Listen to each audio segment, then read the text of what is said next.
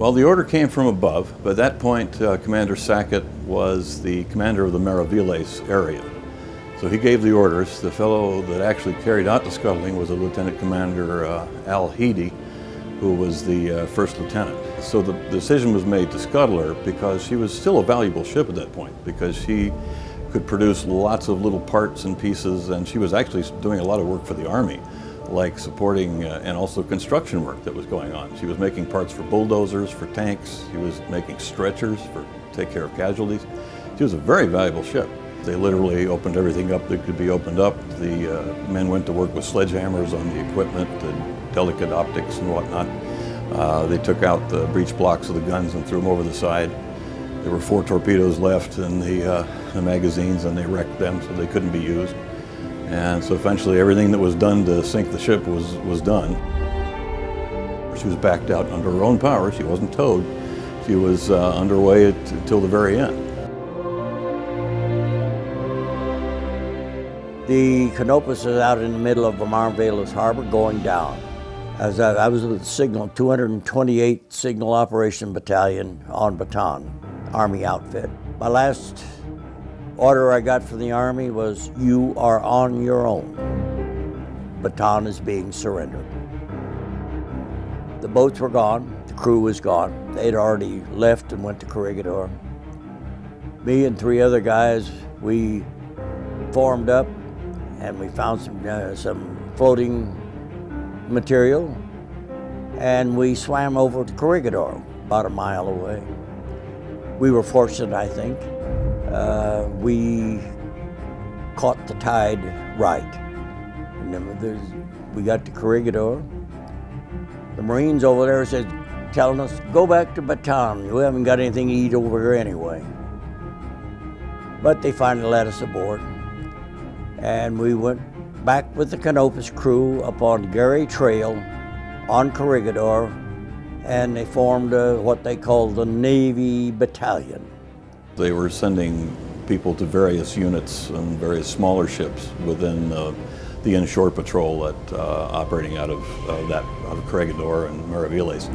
So she was serving as sort of a personnel pool.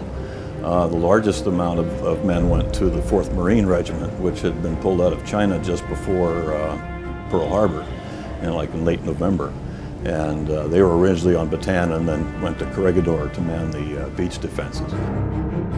The Marines sent a couple of sergeants to try to teach us how to be infantrymen. The time on Corregidor, we were there about 30 days approximately. From April the 9th until May the 6th. The Japanese landed on Corregidor the night of May the 5th. The Navy Battalion went out and fought them with the Marines and the Army. General Wainwright surrendered Corregidor and all the rest of the Philippines on May the 6th of 1942. We were ordered to lay down our arms. The war was over for us.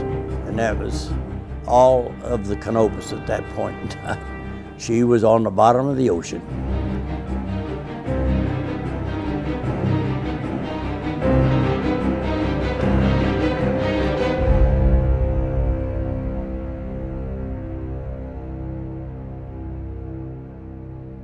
They finally says, "We're taking you out." We were put on a boat and taken to Manila. We were marched from the docks to the railroad station in Manila. The Filipinos were all on the sidewalks, trying to give us something, helping us if they could. We were loaded and taken to Commander 1, number 3. I was there from only a few days, really. I was called out of Commander 1 by name, rank, and serial number. We were 1,500 all told. But they called us out one after another and loaded us on the Totori Maru, a Japanese troop ship. There were 1,500 Americans and 1,500 Japanese soldiers on it. We went from Manila to Formosa, stopped there. We went out and headed out, and and we were fired on by an American submarine. It fired 3 torpedoes. One of them broached, and the routine on the ship was half of the 1,500 Americans were below deck, and the other half were on top, up on the deck.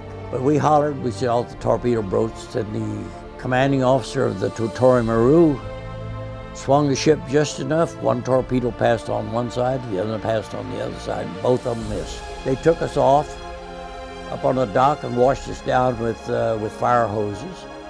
We went out again, submarines were sighted, we went back in. This time they took Japanese soldiers off, and we went from there over the shallow waters of China on up to Busan, Korea, I think it was. Loaded on a train, then taken on up to Mukden. More than 27,000 Americans were held captive in the Pacific Theater during World War II. Nearly half didn't make it home.